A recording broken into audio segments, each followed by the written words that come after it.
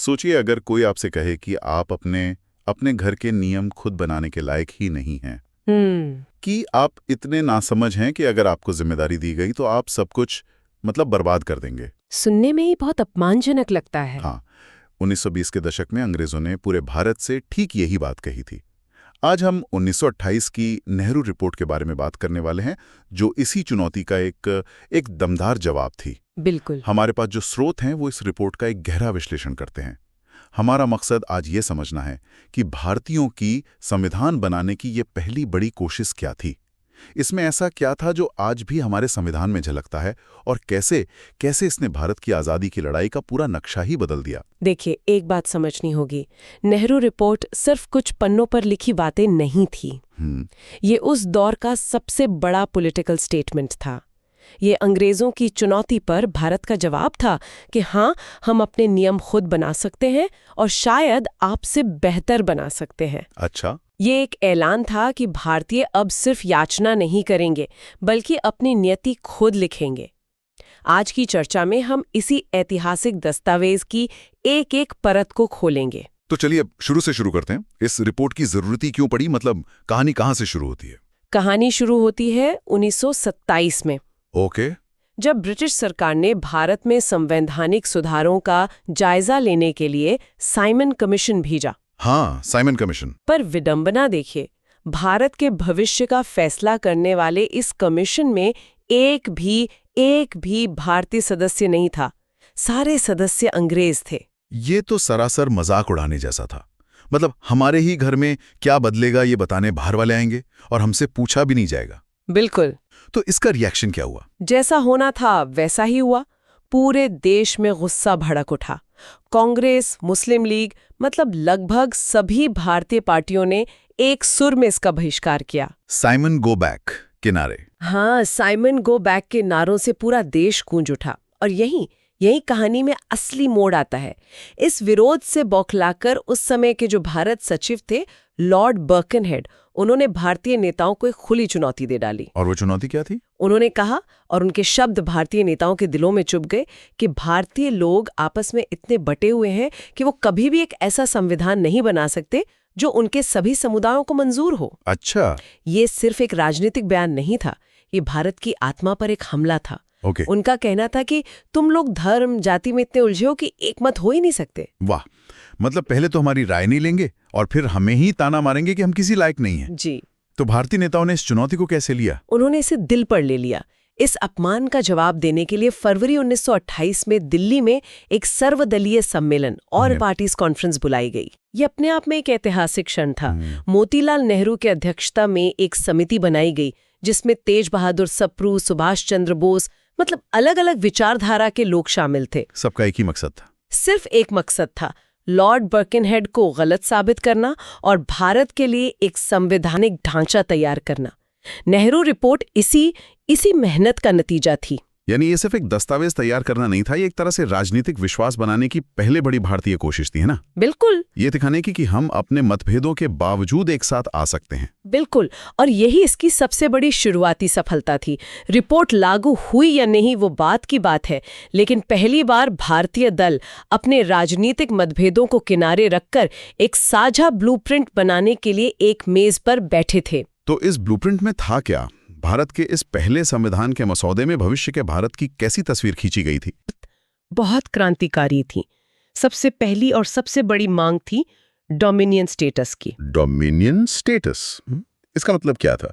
क्या ये पूरी आजादी थी? नहीं, पूरी आजादी नहीं, लेकिन उसके बहुत करीब।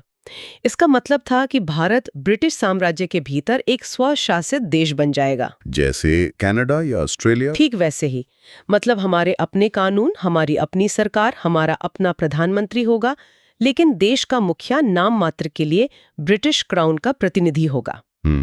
रिपोर्ट बनाने वालों का मानना था कि ये सत्ता हासिल करने का एक व्यवहारिक और शांतिपूर्ण तरीका है।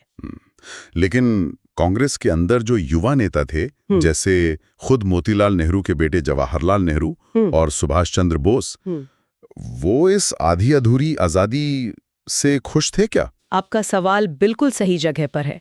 वो बिल्कुल खुश नहीं थे। अच्छा? और यहीं से कांग्रेस के भीतर एक पीढ़ीगत टकराव की शुरुआत हुई, जिस पर हम आगे बात करेंगे। लेकिन पहले रिपोर्ट की दूसरी बड़ी बातों को देखते हैं। ठीक है। इसमें 19 मौलिक अधिकारों की एक लिस्ट थी। बोलने की आज़ादी, धर्म की आज़ादी, कानून के सामने बराबरी और सबसे खास क्या था? सबसे खास था सार्वभौमिक वयस्क मताधिकार का प्रस्ताव। Universal adult franchise. जी, यानी भारत के हर वयस्क नागरिक को, चाहे वो पुरुष हो या महिला, अमीर हो या गरीब, किसी भी जाति या धर्म का हो, वोट देने का अधिकार होगा। एक मिनट, आप 1928 की बात कर रही हैं। उस समय तो दुनिया के कई विकसित देशों में भी सभी महिलाओं को वोट देने का हक नहीं था। ये तो अपनी सोच से बहुत आगे की बात लगती है। यही तो इस रिपोर्ट की खूबसूरती है। ये दिखाती है कि हमारे नेता कितने प्रगतिशील थे। उन्होंने एक ऐसे भारत की कल्पना की जो उस समय के कई पश्चिमी देशों से भी ज्यादा लोकतांत्रिक हो। इसके अलावा रिपोर्ट ने एक पूरी संसदीय प्रणाली का ढांचा तैयार किया, जैसे आज है। हाँ, लगभग वैसा ही। केंद्र में 2 सदनों वाली संसद, प्रांतों को स्वायत्तता और केंद्र राज्य के बीच शक्तियों का बंटवारा। अगर आप ध्यान से देखें तो आज के भारतीय संविधान का मूल ढांचा यहीं से प्रेरित लगता है। तो एक तरफ ये रिपोर्ट भविष्य के भारत का एक बहुत ही प्रगतिशील सपना दिखा रही थी, लेकिन हर कहानी में एक मुश्किल मोड़ आता है, और इस रिपोर्ट की कहानी का वो मोड़ था अल्पसंख्यकों का मुद्दा। आपने बिल्कुल सही नब्ज पकड़ी है। यहीं आकर सारा मामला उलझ गया। रिपोर्ट ने एक बहुत बड़ा और साहसिक कदम उठाया। उसने पृथक निर्वाचक मंडल यानी सेपरेट इलेक्टोरेट्स की व्यवस्था को खत्म करने की सिफारिश की। ये पृथक निर्वाचक मंडल क्या था और इसे खत्म करना इतना बड़ा मुद्दा क्यों बन गया? इसे समझने के लिए थोड़ा पीछे जाना होगा। 1909 में अंग्रेजों ने मुसलमानों के लिए पृथक निर्वाचक मंडल की शुरुआत की थी। अच्छा। इसका मतलब था कि मुस्लिम वोटर्स सिर्फ मुस्लिम उम्मीदवार को ही वोट देंगे। ओके।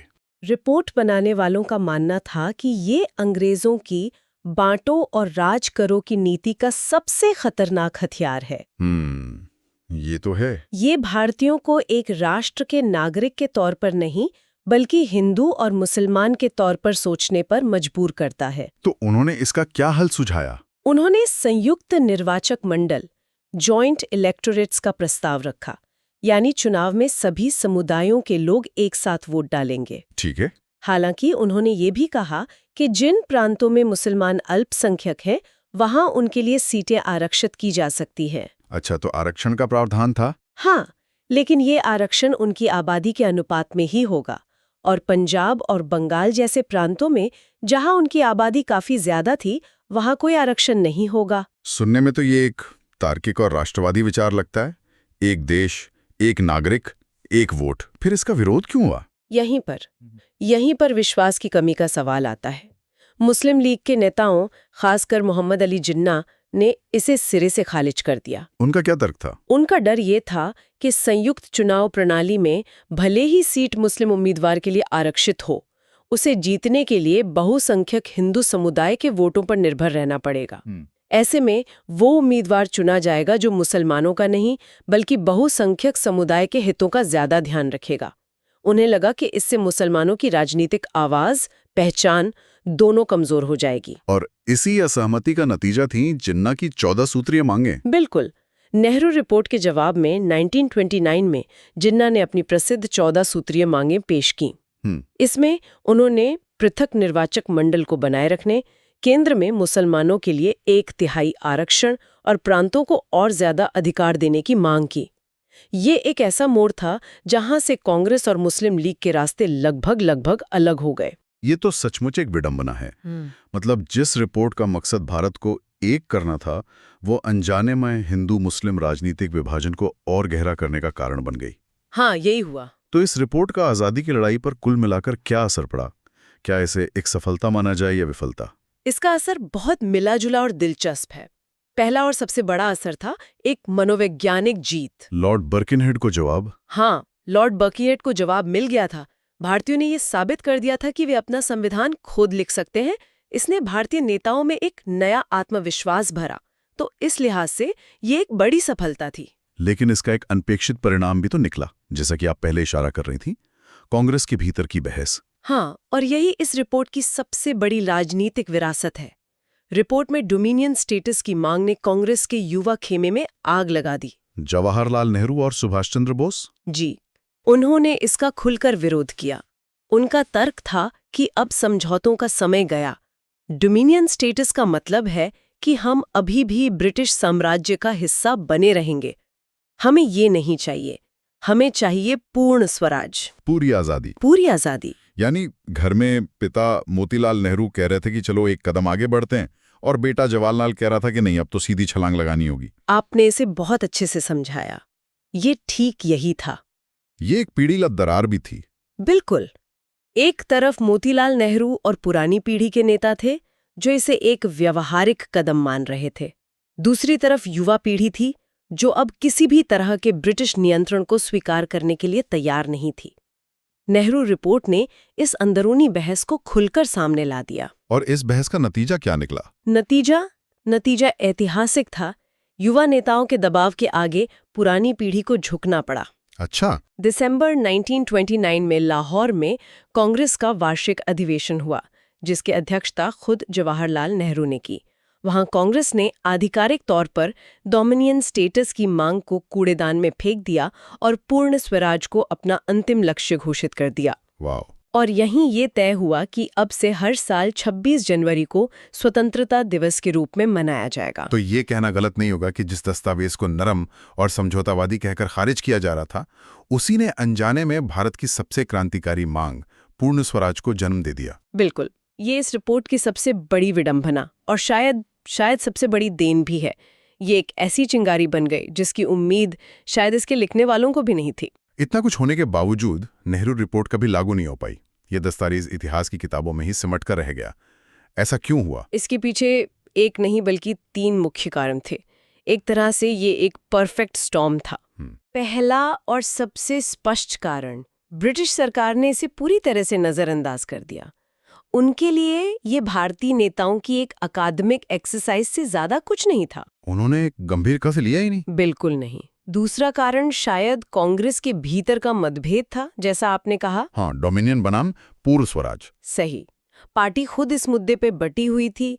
जब आप अंदर से ही एक मत नहीं है तो बाहरी दुश्मन से अपनी बात कैसे मनवा सकते हैं? बात तो सही है। और तीसरा और सबसे निर्णायक कारण था भारतीय दलों के बीच आम सहमति का ना बन पाना। मुस्लिम लीग ने इसे पूरी तरह खारिज कर दिया। सिख समुदाय भी पंजाब में अपने प्रतिनिधित्व को लेकर नाखुश था। कुछ अन्य समूह भी थे जिनकी अपनी चिंताएं थीं।